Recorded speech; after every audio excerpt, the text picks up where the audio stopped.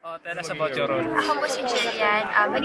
Best friend ako ni Bella. Bale, ako yung tagatanggi niya sa lahat ng pagkasama niya. Lagi ko siyang remind na hindi dapat gawin. Kamu panganay? Hindi po sila po sa panganay. Ay, si ano? Si Yodge po. Teka, so ano ka dito? A bad girl or ano ba? Hindi po eh. As much as possible, I support my best friend. Pero ako po yung magbibigay ng light sa kanya na what you're doing is wrong. Ako konsensya. Ay, ikaw yung konsensya. Tsaka alam ko po lahat ng secret na magaganap sa story. Kumbaga, alam mo na hindi po ako bias. So, hindi, sabi mo, para kang konsensya dito. So, which means you're the good girl. You're a good girl din.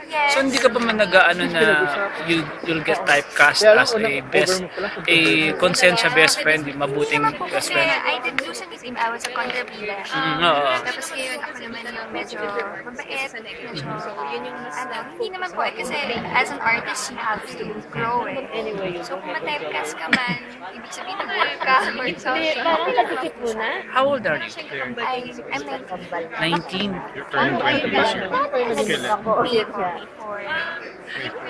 Si Bella, nag-FHM na. So, may offers din ba sa'yo? Wala naman po. Pero talagang twins kayo. So, identical twins sila. Ngayon po, wala sa isip ko yun. Naman. Magalit si Daddy.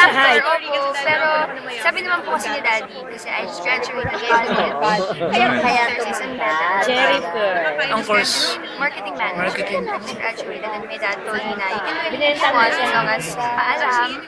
Pero for me, I think it's the right decision not to go there. Babalikan sana alam mo yun. Kumbaga, wala kasi pero nawala na. Pero for me, yun na yung last. Kung napatunayan ko na yung sa secrets na you don't have to show your friends. Sana mo na Any plans of joining May congenital I really want to join to Let's Break the News. Kaya lang for me, gusto ko kasi maging aware pa sa paligid. Kasi bata ko po yung kumbaga sa akin, bata ko po fresh. Pero kontrabida yung role mo. Experience. Kasi Pag sumampa ka sa stage, if ever, gusto ko alam mo yung mga nangyayari. And may proper training. Kasi ayoko mag-call.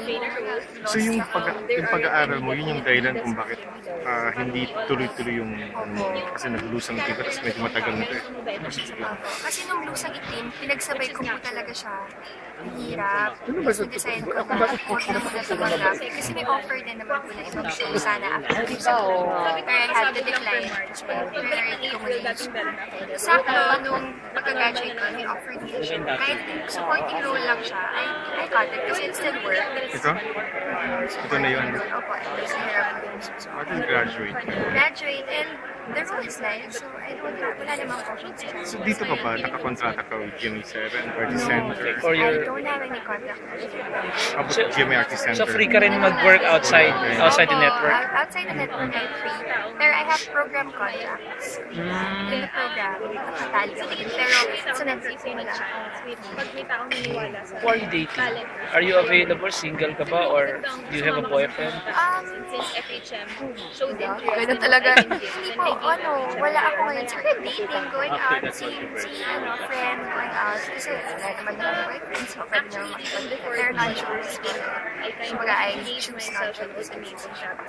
So wala ka ng boyfriend?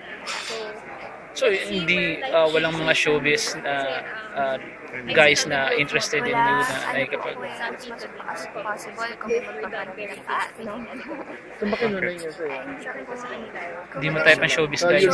Showbiz eh, kasi nagiging showbiz na relationships. There's for me. Oh. Personally ka, anong plano mo? I mean, sabi mo nga, ito, dumating lang ito, tinanggap mo, tapos parang wala kang mga contacts. So, anong plano mo? Do you plan to explore talaga? Hindi nga nagkakalayo ni yun. Talaga, kasi nag-enjoy naman po ako sa ginagawa ko. And I like what I'm doing here in acting. Kung may offer na ibibigay ng contract ng GMA, why not?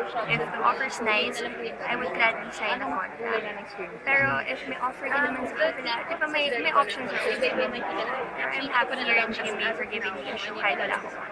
Marxist sa makalawa. Ano sabi ng daddy mo? Biglang artista ka. Okay lang po. Okay lang sa kanya, basta makatapos ng pag-aaral. And hindi ko naman predict ang promise. I want to read it before the shoot itself. Okay na. So wala ka naman tatanggap na allowance sa kanya. Oo. Parang ganun From na now. mo. Yun lang kinakabahan pa yun. Parang ganun na. Pero, once in a while, bigyan pa din alam kami kasi may obligations pa din naman yung dad. Pero as much as possible, if kaya ko yung sarili ko, hindi ako. Win-win coming from a political family rin. Sa tingin mo, ikaw, in the future, masasaba ka din sa politics or public service? Naging SK ako sa Clarence, sa Paranaque. It was fun, pero kasi kahit SK ka pala, gulo pa din. Ang hirap talaga eh. Siguro, maybe in the future, but hindi ko, I don't see myself in politics. It's heavy for me. Ang dami nangyayari, ang daming issues na, kasi from my dad, mom, brother, cousins, alam ko na yung nangyayari talaga internally. Bakit marketing management ang kinuha? Talking to people, I like to market, I like PR, as much as possible, hindi ako nahihiya, nakipag-usap. Kasi open siya eh, it's open to any field. Basta kung marketing ka, kaya mo i-market mo sa sarili mo, mag-gain ka ng confidence, madami ka makukuha. Meron ka bang trabaho na gustong trabaho bago ka? OJT ako sa HD Fashion School. So talagang, ano siya, company. Hindi ako artista, wala. So na-experience ko mag-work. It was fun. They're really complicated. Different world. Kasi kailangan talaga hindi ka magkakamali. Kasi pera ang pinag-usapan ng ibang tao. Pero, kung papapiliin, syempre dito muna ako kasi ito yung love ko. Acting and performing. Nakakadagdag ba ng confidence na yun? May tatay ka sa showbiz na yun. Oo naman. Hindi naman, siguro ang plastic na ako sabihin ko hindi nakakadagdag. Siyempre nakakadagdag kasi, nakakuha ko ng tips from him. So, alam ko it works kasi try niya na. Pero ang mahirap din sa comparing yung presentation kung ano yung naging goals nila, kung gano'n siya nakasikat. Yun po yung mahirap. Expectations ng mga tao. Kasi yung mga hindi ka siya agad. Kumbaga for me, it hurts, but then you have to accept it kasi this is a new generation. Iba yung panahon nila ngayon. Pero I'm thankful na binibigyan nila ako ng tips kung paano.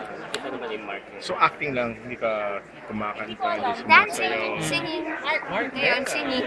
Sa Party Pilipinas, I'm always there every Sunday. Regular ako. Nagsisinging ka na rin? Dance, minsan kasi pinapakanta ako, minsan performing. So at least yung passion ko for dancing, nagagawa ko sa variety show. And this is my job na acting ko. If given a chance by the network to choose yung gusto mo talagang project, ano yung gusto mo? Baka makita nila, marinig mo. Gusto ko sana action. Action. Bakit action? Kasi ako it's very sporty, very magalaw. Sa dancing gusto ko athletic yung ginagawa ko. The sporting, yung action naman, action drama, which is really nice. So yun po yung lead role ko sa May height May siya. mga bawal ka. May mga May bawal. bawal ang tatay mo. Is it conservative pag ganun?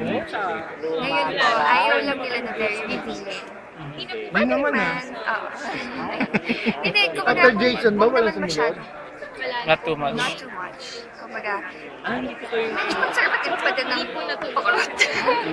Ayun, huwag ang revealing na parang sexy na. Nakikialam pa rin si Daddy sa the way you dress. Pa-joke na lang. Kasi, malalaki na din kami. Siguro, alam niyo na talaga sila. Acting na din. Pa-joke pa din. Daddy, tatay is tatay. Isa lang po yan, maliit lang. Pero,